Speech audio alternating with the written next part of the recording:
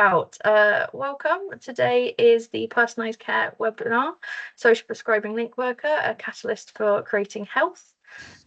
We have Will Shipp today with us, who is going to be presenting. Some of you may have not been able to watch this at the Personalised Care conference, which we had a few months ago. And so we decided to pop it on to the webinar series and to get it recorded. So I can see we've got quite a few people coming in through now. So if you'd like to pop your cameras on, that'd be great. Or if you're munching a sandwich or having your lunch, you can have it off. I'm going to hand over to Will now to make a start. Thank you very much. Yep. Hi, everyone. Welcome along to this.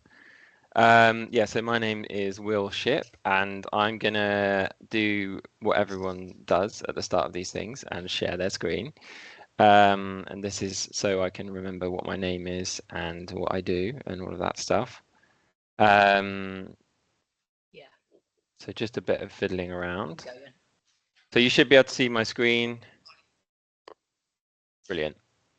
So yeah, I'm a link worker and a lead for our small team of 3 social prescribers at Health West PCN in Bristol. And just a bit about my background to begin with. So I got into this role around 2015, sort of organically, through just kind of following my interests. I actually started in a place called Frome in Somerset, which is about an hour south of Bristol.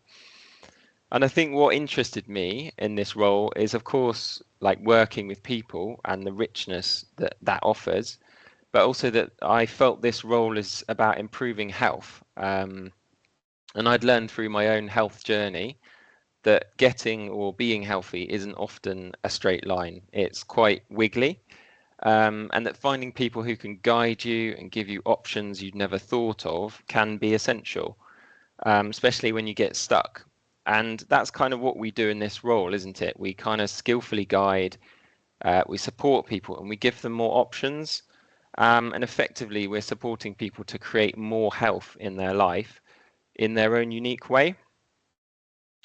And having just got back from the Social Prescribing conference last week in London, social prescribing really is still considered a new approach in healthcare, but quite a radical one in some ways, because we are working quite differently with patients. You know, we're not diagnosing them, we're not prescribing medication. We really are having that expansive conversation, aren't we? And we know that is needed, don't we, with our patients that we see, and some of them can be quite complex. So before I say more about myself and more about what we're going to do today, I'd love to hear from you. So I have prepared a few quick fire questions that we can do in the chat. So let's get on with those. So I'm assuming all is going well, Jeannie, in terms of sound and screen sharing. Perfect. So social prescribing is mainly about signposting. So true or false in the chat, please, just a kind of quick fire. Let's see what you come up with.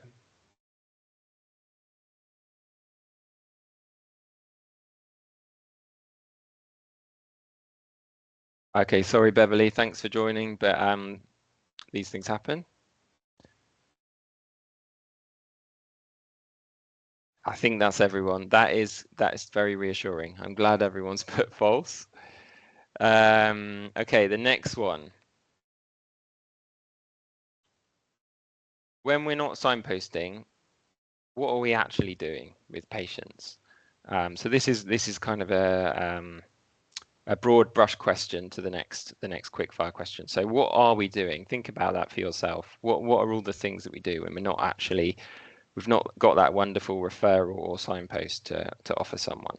Do we have a plan? So how ready are you for this role? So again, in the chat, so if you feel completely equipped for this role and you know exactly what you're doing 100% of the time and you have a plan, pop number 10 in the chat. And if you feel like sometimes you're sinking, you never know how you can support patients and you never have a plan, that would be a 0.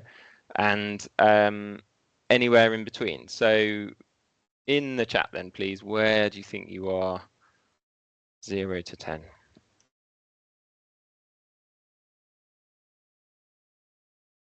Oh, nice. Okay, so we do have some very confident link workers, which is fantastic. So nobody below a 7. That is actually, and no peer pressure. If you want to go below a 7, that's no judgment either. That is fantastic though, Jeannie, isn't it? We're obviously the workforce in Bristol in this area is feeling good, is feeling confident. Jeannie, do you have anything to add to that? Sorry, I just saw you turn your screen on.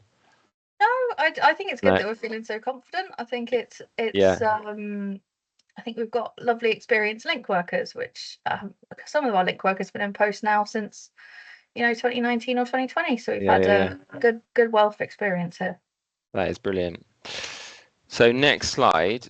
This job takes a toll on my own well-being. So true or false in the chat. So doing the job actually affects your own well-being. So would you say that was true or false?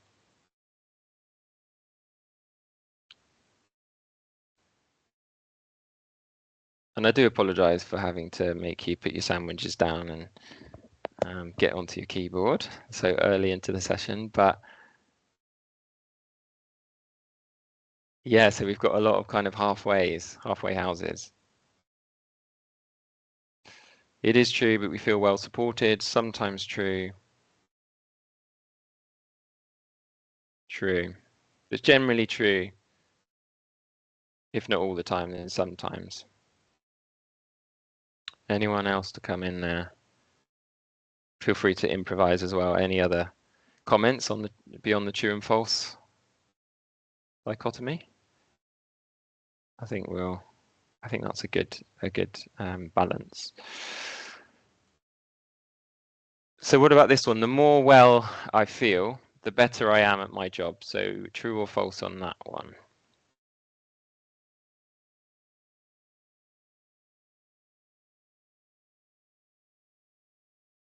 %100% true from Victoria. Thanks, Victoria. Yeah, that one's a bit clearer, isn't it? That one seems to be a bit clearer. So the more well I feel, I think Siobhan's just joined us. So Siobhan, the more well I feel, the better I am at my job. True or false in the chat? We are getting to the end of these quickfire questions now. You'll be pleased to know. Siobhan, true. Okay. So how well am I? So just think about today. Don't overthink it. This is my health battery. So I sometimes talk to patients about this, that we've all got this this kind of battery of health, and what percentage are you at today? So how full of health do you feel, if you like? And before answering this, maybe just think about actually no, just let's just answer it first. So just a kind of percentage number in the chat of how topped up you feel your health battery is at the moment. So Sally's put 6. Is that a 6%, Sally, or a 60%? So I'd be concerned if it was 6. 65, 80. Wow, I think we've got a self-selecting group here. I think everyone's I almost wonder if you need my information. You're all doing amazing, feeling well. Maybe it's because it's a sunny day, but that is great. Nobody's below a 50, so yeah, that's fantastic. So now think about that health battery and just have a quick think about that number that you chose, and think about where you charge up your battery. So what's that one thing in your life that actually charges your battery, that gives you the most wellness? So if you type that into the chat, it's really great for other people to share this and see what gives them wellness. So this is kind of where you plug in, plug yourself into life to give you that charge. Something you do for yourself, maybe a routine or an interest that you have. What kind of keeps you going? Nature from Alex. getting outside, walking, gym from Sally. Thank you, Sally. Thanks, Alex. Laura says her dog. Oh, that's lovely. Natalie, home life, normal everyday. Yeah, exactly. That kind of stability, that routine, normal everyday stuff. Gardening, sun and music. And Victoria says, I'm currently doing a charity walk throughout June for calm, and it's done my mental health all the good. Oh, that's brilliant. Family and friends. Allotment. So, oh, it is really these simple things, isn't it? Nobody said, green smoothies or a particular supplement or, something complicated. That's awesome. So the first kind of key point of today's session is that what did answering these questions tell us? Well, first of all, it told me that you're all in quite a good place, which is great. But secondly, I think what it suggests to me is that we're all health creators, so that we have the capacity, we have the ability in our own lives to actually generate well-being for ourselves, and by the sounds of it, for other people, because you're doing so well in your roles. So that's the kind of first key message, really. We're getting into this mindset of health creation, and if you think about it, in any given moment, we are in part sick and in part well. So this was an idea put forward by sociologist Aaron Antonovsky. And if we consider the idea that everything in nature is always moving, we get to this notion that health and disease are kind of not fixed states, so they exist on a continuum. So we're either moving towards a greater sense of well-being or a greater sense of our sickness. And, a lot of our patients come in and identify or have clear diagnoses on particular conditions, and they really focus on their sickness and their symptoms and their pain. And I think what we have the opportunity to do is to kind of flip that and support them to focus on this idea of, okay, regardless of my starting point, wherever I am, can I top up that health battery to just bring in a little bit more health, and that will change their experience of their well-being. So that's what kind of the focus of my session today is about. So in 2021, I embarked on a master's level diploma in something called integrative medicine, which I can explain more about shortly. And that's because in my role as a link worker, I found myself doing way more than just signposting. And I'm really interested in the kind of educational and coaching side of the role that we do. Often we share information about how to be well, and I wanted to be more confident about what I was sharing with patients and how to give them really good health information, whether it's about lifestyle or routine, or building their confidence. I really wanted to kind of learn more about the range of options that we could share with patients. And as a result of doing that course, which I finished last year, I've actually written a 6 to 10 hour course on, I suppose, these three things of how link workers can feel more ready in their role and be successful, how we can look after our health and stay well and resilient, and how we can have some tools like a toolkit or a library to actually be able to have those conversations with patients about creating health. And that's in kind of all the domains of like food, nature, lifestyle, arts, stress, the list goes on. So this session today is kind of like a bit of a taster session. So we'll see how far we get. The first module of the actual course is, as you can see, it's called Ready, Steady, Health. And even if you are feeling confident, which I think you folks are in your roles, hopefully you'll take away something new, a fresh insight or a new bit of information. Hopefully this is helpful for you. So does anyone have any questions so far before I get on? Feel free to put your hand up or just jump in. If it's all making sense, then that's great. I think we'll just crack on. So 2024 This was actually a report from 2020, I believe, about social prescribing around the world.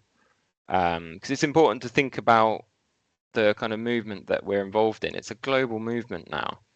And this is an excerpt from that report by the World Health Organization and the National Academy for Social Prescribing in 2020. It says our lifespans are increasing, but our health spans are decreasing. So more people are suffering more diseases in their old age for a longer period of time. Reactionary and fragmented sick care health system models designed only to mitigate disease are insufficient.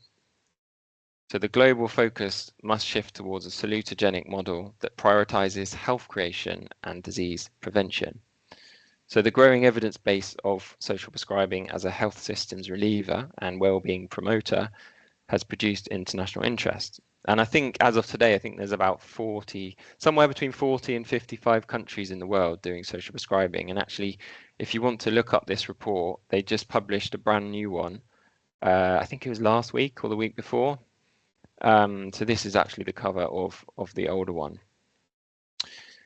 But the point here is that, and actually what's true from hearing Michael Marmot speak last week, is that this is getting worse. People's health span, as in like the level of health they're experiencing, is actually getting worse.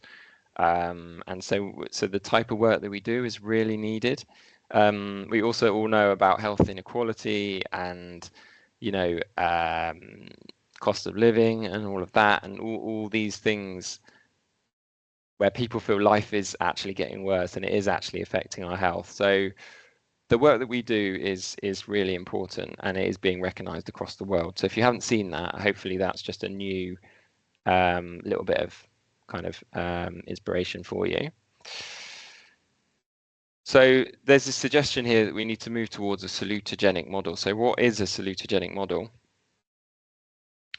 So I think I'm missing a slide here, but essentially salutogenesis is the opposite of pathogenesis. So pathogenesis is about focusing on the causes of disease, and that's what most of modern medicine does. It's a pathogenic healthcare model. We focus on the disease first. A salutogenic model is we focus on health first. So we flip that on its head and we say what actually causes health.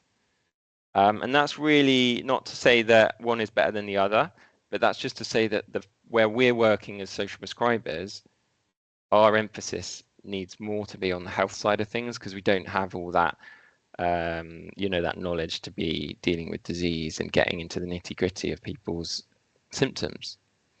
And integrative medicine was a movement in the 90s that really embraced this approach. It was a health movement, so kind of like a philosophy, a bit like social prescribing, not just one thing, but a kind of a movement with principles and practices. And actually, it has very parallel aims to social prescribing. It's trying to achieve a really similar thing.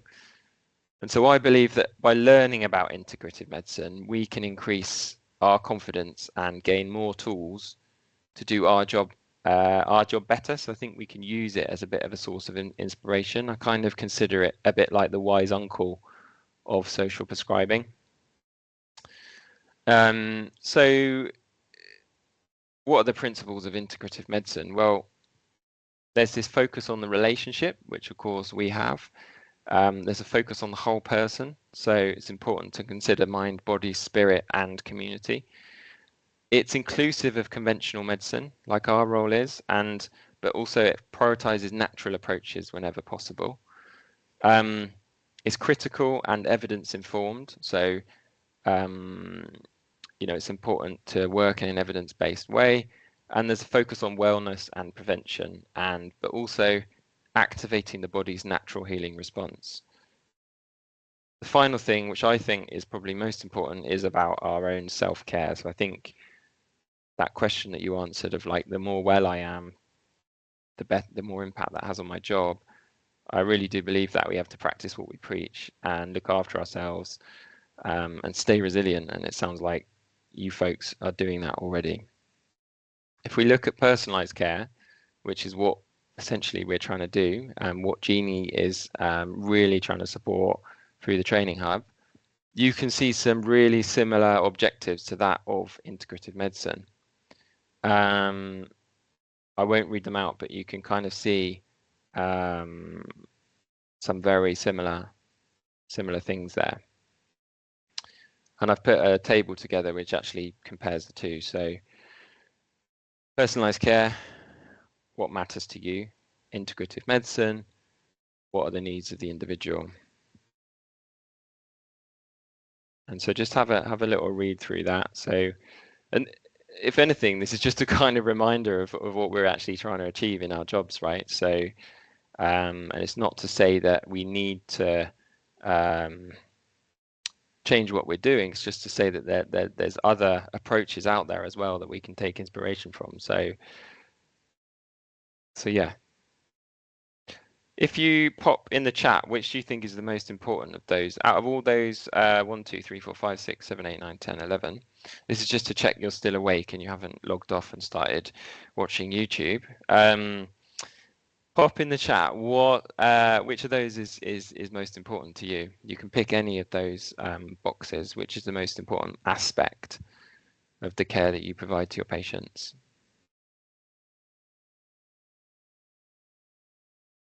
Jeannie's gone in with enabling choice. Thanks, Jeannie. Considering the whole person.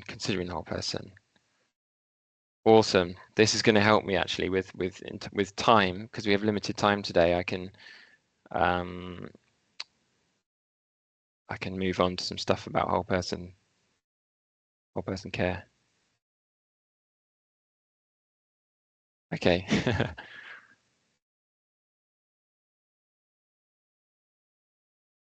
Perfect.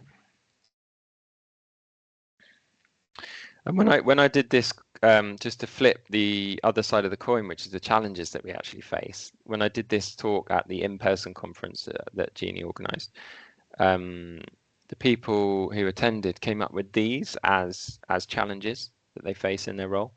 So have a read through. Do you see these? Do you perceive these things as challenges in your job? Please whack into the chat again if you've got any to add to that, or if any of those challenges particularly resonate. For example, services not being available. Put that in the chat if you think that's definitely true. Yeah, so if everyone could just put something in. No magic wand. No magic wand. Services not being available. Resistance, no magic wand. Yeah.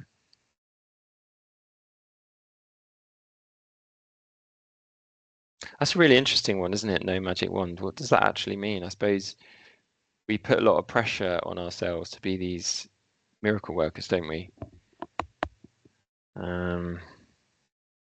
Patient expectations. Okay, great. So that's the kind of intro. So, you know, I've introduced you to integrative medicine. I hope the idea of that kind of makes sense. You can Google it and watch videos about what it kind of is.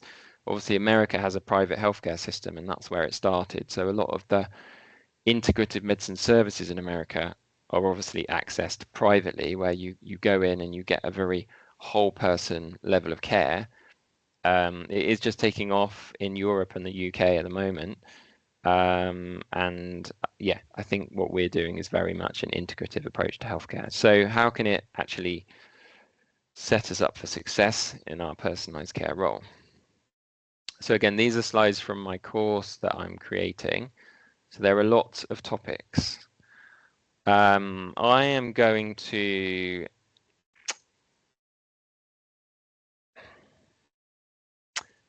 I think I'm going to briefly scan through most of these and just try and be fairly swift, but at least if you've got a pen and paper in front of you, you can, and you know, if you feel like I'm not giving as much depth because we don't have as much time, just scribble down the actual name of the thing we're talking about and you can Google it afterwards. So the first topic is about how to create an optimal healing environment. This is an integrative medicine concept. And there was a framework designed called the Optimal Healing Environment Framework. which was designed to elevate healing and health creation and make that as important as the disease identification side of things. So if you want to look up this paper, this is the actual paper where the idea was kind of written about and studied. And the reason I think this is important is because I think in our jobs there are 4 areas of health creation. And this is from our perspective as the link worker. So we've got our thoughts, emotions, and our spirit, how we're feeling that day. We've got our presence and our mindfulness.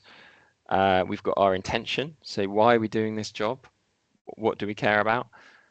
Then we've got interpersonal aspects. So do we practice compassion and empathy when we relate to others? Have we got good skills? Do we have a professional support system? Then we've got behavioral, we've got our own self-care, we've got our own healthy behaviors, and we offer a kind of collaborative care. So we're working with other team members. Then we've got the environment, so enhancing our clinic. So we could put a plant in our waiting room, or just make sure that the clinic is nice and calm.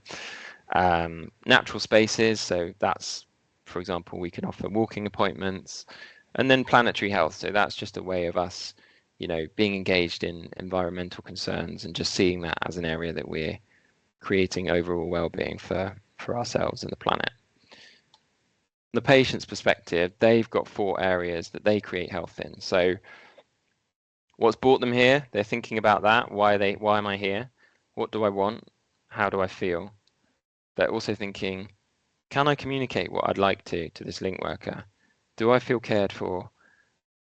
And how do I feel in my own life? Do my relationships feel strong?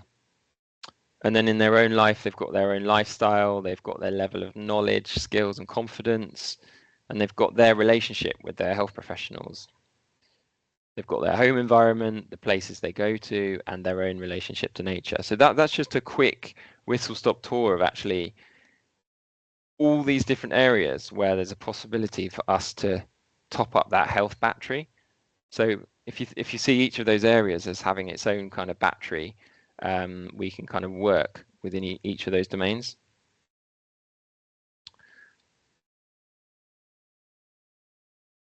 So I think we all understand the power of our relationship with our patient. I think this is probably the one we might go into least today, but just to say that essentially there's been a lot of research on, particularly in placebo-based trials, on basically what's the power of a medication versus what's the actual power of a practitioner. And when we think about what will help someone get better in healthcare normally, generally, it's the treatment, it's the intervention, it's the pill. And these are the things that most get studied scientifically, with less focus on actually how that treatment is delivered. But there are lots of non-specific variables involved in delivering healthcare. For example, let's say someone is prescribed an antidepressant over the phone in a 2-minute phone call, and someone else is prescribed the same antidepressant at the end of a 30-minute conversation, in which the practitioner demonstrated empathy, compassion, care, and connection. It's the same pill, but prescribed under different conditions. And does this have an effect on patient outcomes? Well, research has demonstrated that these variables do make a difference, with studies having shown improved outcomes for diabetes, depression, the common cold, and even in enhancing the effects of acupuncture for IBS. So essentially what this tells us is that our role, even if we're not prescribing anything, just the relationship we build and how we're looking after ourselves is actually having a positive health giving effect on the patient. Again, you can come back to this, but there is a difference between empathy and compassion, and the research, people say, empathy is important, and of course empathy is really important in that relationship, but it's actually been shown that compassion is more protective. So empathy can lead to burnout, and compassion, if we practice compassion-based practices, it can actually enhance our well-being. So this is kind of a quick nod to say to you, if you like, take a photo of that slide, Google it, look up some compassion practices, and if you're sometimes feeling a bit burned out, or if you get that kind of empathy fatigue, maybe switch over to compassion and think, okay, how can I look into this idea of developing compassion, because it can actually be protective for us and more impactful for the patient. Here's an example of an actual practice, how we can develop compassion. So yeah, I'm gonna go through quite swiftly, so feel free to take a photo. Again, mindfulness and presence is another really evidence-based way. The more kind of present we are, the more mindful we are, the more just we're going to have an impact on someone, and the more accurate information we're going to pick up. Remember, most of communication is about body language, so the more mindful we are, the more we're going to receive from that patient, and the more they're going to receive from us, so that relationship is enhanced. Again, there's lots of research on this, and this is actually a link to a video which I can share after this. But we get to this sense that we're having an impact, right? So our self-care, our level of support, our skills, our level of compassion, our presence, and our healthy behaviors are all impacting the consultation. What's in your bag when you go to work? So this is to kind of summarize all those good things. Pack your bag with the 3 Ps. So purpose, so just remember what your intention is, why you're going into work, all the good reasons you want to do this job. Remember your why, remember your preparation. Does your schedule support you to be at your best? What environment you're setting up for the patient? Have you taken care of yourself? And then your presence, how present am I today? Can I hear my own thoughts, feel my own body, sense my intuition? So again, do take any quick notes, or if you want to stop and ask me a question, if you feel I'm going too fast, because I am trying to give you as much as I can, feel free to put your hand up and ask a question. But yeah, this is to summarize that basically when we're actually with the patient, we've got all these intersecting things going on. We've got our world, the patient's world, the environment we're in, and all of this stuff. So it's not just us going in and doing our job, it's actually our world colliding with their world. And it's just this idea of thinking more holistically, right? So just taking that bird's eye view of how we're doing our jobs. So a lot of you said about the whole health approach. So how can we take more of a whole health approach? We want to be looking after the whole person in the whole of their life. And this is an actual concept that was defined in the 90s, partly through work with the Veteran Administration in the States. And if you look up this video on YouTube, it's a really amazing overview of how to take a whole health approach with patients. And there's also some documents on the Veterans Association website with it's just full of tools and resources for things we can use to take this whole health approach with patients. And officially, there's 9 aspects of whole health. And this is probably, well, it's a lot of information, isn't it? So we'll just kind of, because some of them are similar to before.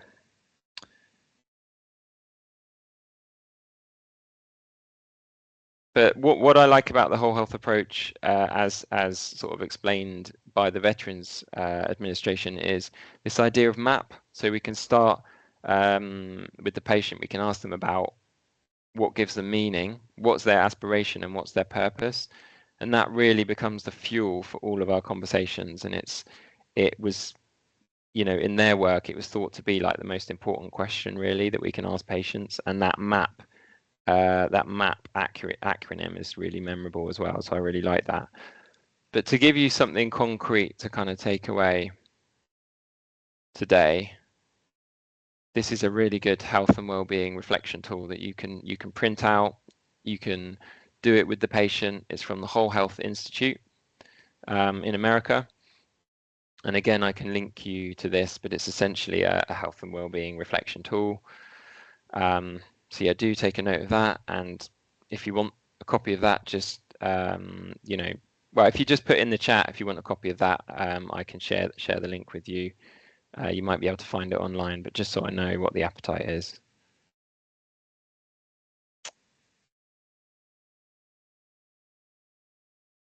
Just to go back to that, does anyone have a tool that they use, like a holistic consulting tool, that either you print out or you do on the computer? Put your hand up if you do, because I'd love to know of any more. Wellbeing Star. Does anyone else use anything like the Wellbeing Star or something similar, something different?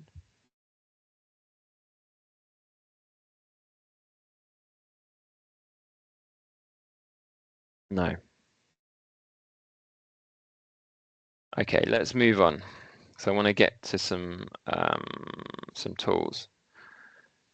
This is probably one of the most important topics. I feel like there's an elephant in the room in every consultation we have with a patient, and that is that stress. And the word stress is bandied about quite a lot, but I think it's really important for us as link workers to understand what is stress. GPs report that 80% of their patients have stress and mental health symptoms. And of course, with the people that we see as link workers, I would say 90 to 100% of them have some sort of underlying stress playing a factor. I explained this at the conference, but the idea of stress came from Dr. Hans Selye, which was the founder of stress theory. He used to study long-term changes in rats by giving them injections, hormones, and placebos. But what he discovered was that it was actually the stress of the experiments that he was doing that actually caused illness. And it was the long-term repeated activation of the physiological stress response that causes disease. So the key point he discovered is this link between how often and to what degree that stress system gets activated and how much disease that, and like the fact that that causes disease. Stress is a generic system conducted in our brain and body that helps us to survive as humans. So it's not a bad thing. It actually protects us. In order for humans to have evolved and survived, our brain is developed to detect threats. So if a threat is detected, we need to act quick. We can't sit there and think about it. Otherwise, it's likely we won't survive. So the threat system is designed to bypass all of our other cognitive and physiological processes, and it's designed to be automatic, kind of like an airbag in a car. So the threat appears in our perception, and then the stress system activates by the brain and nervous system. People have studied the different expressions of this response, and the main way people usually describe it is with this idea of fight, flight, or freeze. It's often cited that these are the responses our ancestors would have had in the wild in order to escape predators or other natural threats. So this is the same response that would make us sprint out of the way of a car if we were crossing a road and felt like the car was coming too fast. The key point is that in our bodies, stress hormones are released and physiological changes occur to prioritize survival. We all have this response. It's a generic response. It doesn't matter what the threat is. So the threat could be a stressful email. The threat could be a tiger. The threat could be, being in danger in some other way, but the response is all the same. So this is where we get the downsides. Obviously, we deal with patients. They've got a huge number of stresses: financial stress, relational stress, emotional stress. The list goes on. And if these are perceived as stressors, then people are going to be experiencing a lot of stress in their physiology. So the key point here is that we focus on story, don't we? We focus on listening and story and empathy and compassion. But the elephant in the room is that in someone's body, when we're with them in that present moment and in their lives, there's all these physiological responses to stress. And it's true for all of us. It's all going on and either leading us towards health or towards disease. And actually, repeated activation of the stress response causes changes in our brain. So it can shrink areas of the brain that control emotions, memory, and metabolism. Cortisol is released during the stress response, which is thought to be toxic to key parts of the brain. And stress can weaken our immune system. So if we have a patient who says they're just surviving, then that actually may be true. Their brain and body may simply be keeping them alive, but in the long run, making their health worse, contributing to all these conditions. Who thinks this is important? Because I feel like I've been talking for ages. In the chat, or put your hand up, or jump in. Have we got any experts on stress? Is this important? Is this something you know about already?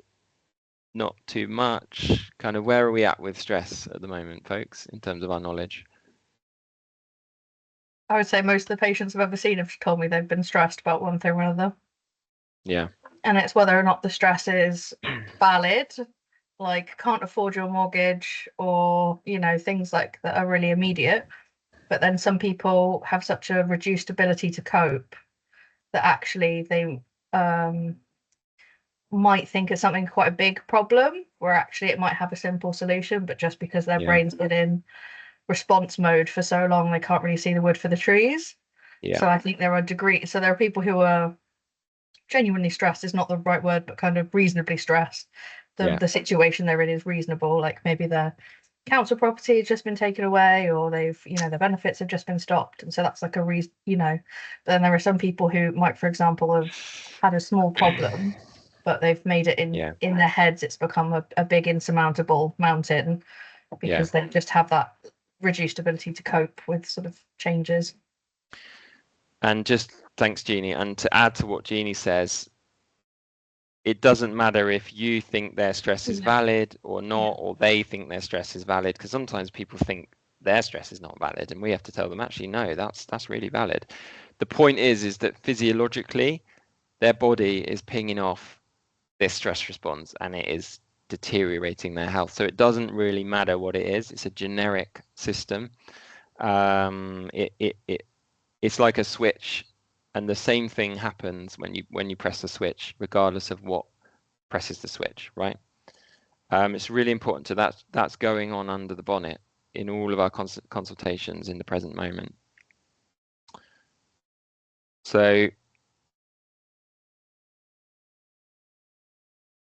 I've kind of mentioned that.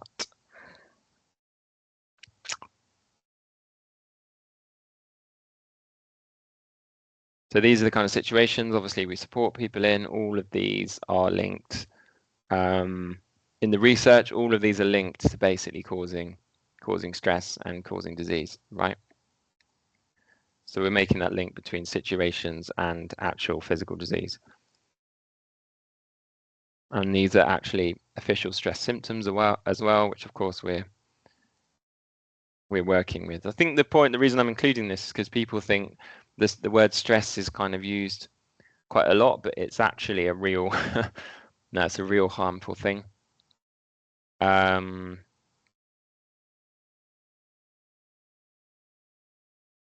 almost every system in the body can be influenced by chronic stress. When chronic stress goes unreleased, it suppresses the body's immune system and ultimately manifests as illness. One can only wonder what would happen to the body if it remained in the fight or flight response. So we have this fight-flight response, but we also have this parasympathetic nervous system, which is also known as the calm, soothe, care response. And I would argue that pretty much everything we do in our role is trying to get people into that parasympathetic state. Even with the gardening, with walking the dog, with doing the washing up, even those basic things, we're trying to calm, soothe, and care for ourselves, and we're trying to regulate our nervous system. I found this really helpful to understand myself. So there is a difference between tolerable stress, where the stress response is activated, we get the normal stress symptoms. We can cope with the stressor, the bus is late, we can cope with that, and then the stress is resolved, and then our body activates the calm system to tell us, you're okay. Everything's going to be fine. Trauma is when a stress response is activated, but actually we're overwhelmed. So we get a complex range of trauma responses. Maybe we faint. There's a whole load of trauma responses. We're not able to cope with the stressor, so we're effectively overwhelmed. And with a lot of the people we work with, those stressors, when they happened, didn't get resolved, and they're still not resolved. So they get long-term trauma symptoms because they've not moved past that trauma. So their body effectively is physiologically behaving as if they're overwhelmed by stress, and it's causing havoc in the body. Chronic stress is slightly different, which is just where the stressor doesn't have to be overwhelming, but it's continually activated. So it's like someone switching the light on and off, on and off, on and off quickly. There's a complex range of chronic stress symptoms, and the longer someone experiences chronic stress, the more their health battery drains, basically, because it's just costing them a lot of energy, and they get these long-term symptoms. So just looking at time, how do we reduce stress and switch on that parasympathetic? First thing is breathing. Stressed breathing, and we will notice this with our patients, it's irregular, it's fast, it's shallow. Calm breathing is regular, slow, and deep. So I've been talking for a while now, so let's take a pause. This is my breathing MOT, which you can share with patients. The M is for mindful pause. So let's do this now. Let's just take 2 minutes. So literally just pause, just don't do anything, just stop looking at your emails, stop listening to me, stop eating your lunch, just sit up and pause and just observe your breath and just see how it is. So you're almost just allowing your breath to just kind of find its way back to neutral.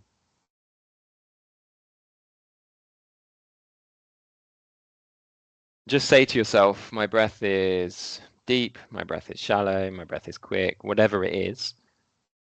Say that to yourself and just note that. And then we'll move on to the O, which is out breath. So the out breath is like the cable, if you like, that plugs in the care system. And often patients will be so much in their chest with their tight, shallow breathing that you just want to get them to take an out breath. So we can do it now. So if you just breathe out as long and as deep as you can, and then don't breathe in, just wait for the in-breath to come in on its own. So like this.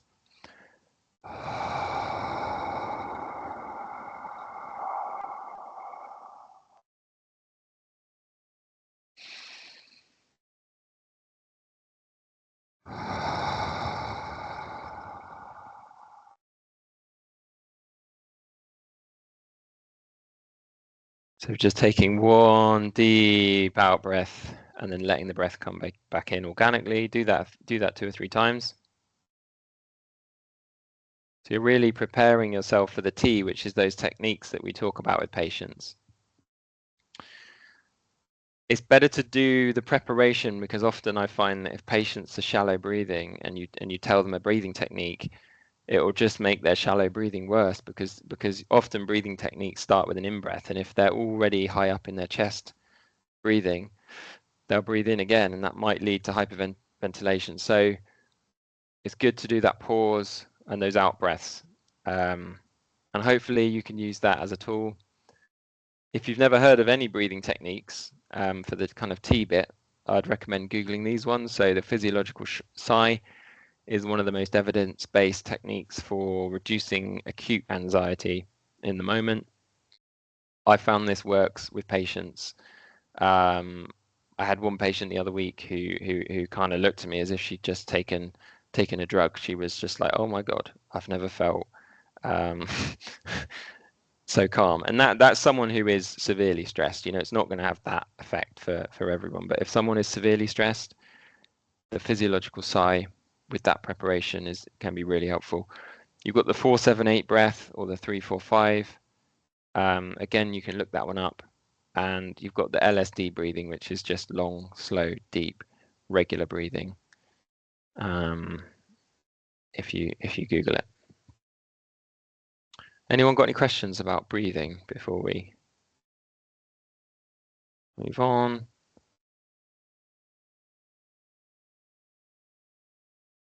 So how else can we switch off the stress response?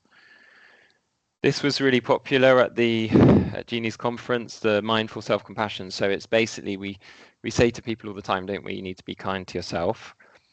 Well, how do you actually do that? Well, there's a massive field of scientific research led by kind of Kristin Neff. So that's Kristin with a K, Neff, Kristin Neff and Christopher Germer, who've developed approaches of basically how to be kind to yourself. And the evidence suggests that essentially if you practice this, you're going to have better health outcomes, better health behaviors. You're going to feel happier and have a greater sense of well-being. So the reason it works is because it's linked to this threat defense system. So the fight response turned inwards is actually self-criticism. And the antidote to that is kind words towards ourselves. So some of the exercises in self-compassion are about offering yourself the same kindness that you'd offer a friend. So it could just be through soothing touch, putting your hands on your chest, or it could be through, writing a letter to yourself, or even just saying some kind words to yourself. The flight response is linked to actually isolating yourself. And the antidote to that is remembering you're human, remembering that everyone experiences suffering. Your suffering might be different to someone else's, but it's a very normal human thing, experiencing suffering. And then the freeze response is linked with rumination. So if your patient is constantly talking and ruminating and going around in circles, they're probably stuck in that freeze response. So this is where you can start to make the link in your consultations of like, okay, my patient's isolated, my patient's ruminating, my patient's criticizing themselves. They're definitely, their stress response, one of those responses is switched on. So my first goal is how can I support them to actually downregulate and get into that parasympathetic nervous system before even trying to solve any problems or signpost anywhere. It's about helping them to switch this soothing system on. Vitamin PEEPs. I like my cheesy metaphors. PEEPs stands for people. Social connection is, the more I hear this message that being lonely is as bad as smoking 15 cigarettes a day, and the more I hear people talk about this, just the more I think this is so important. Like social connection really is important for us to understand. But is it isolation or is it loneliness? So isolation is objective. Someone has no or few connections, they're actually alone. But loneliness is subjective. Someone could still have connections but feel alone. So there is a difference. And one of the tools in my course is that just doing this kind of map with people, taking a pen and paper, scribbling out their connections, rating those connections out of 10. So in terms of how connected they feel to that person. So let's say I feel 9 out of 10 connected to my brother, but I feel 1 out of 10 connected to my neighbor. Explore what opportunities there are with the patient and explore their challenges in terms of building more connection into their life. There's lots of studies about this. So why are social bonds important? The power of connection.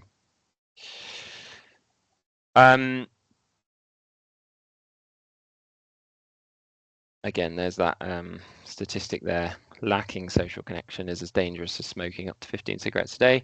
So again, the key point is that when people are feeling more connected, they're down regulating their nervous system into their calm, soothe, care response away from that stress response. So you've got 3 tools there: the breathing, the self-compassion, and the social connection tool. I've squeezed a lot in there. You're probably a little bit information overload, but thank you. And if anyone has any questions or wants to know more about any particular topics or wants to know about my course, which is going to be an e-learning, but I really hope to do a kind of peer in-person learning online so we can all chat. It's going to include food, nutrition, movement, complementary and alternative therapies, lots of other things, do feel free to get in touch. But if you don't have to dash off in the next 2 minutes, I'd love any comments, questions, feedback, takeaways, either with your mic or in the chat. But that was a lot of information, so I do appreciate that it's probably tricky to try and digest it all. But yeah, thanks very much. Thank you very much. I will just stop the recording because I don't tend to record the any questions after that.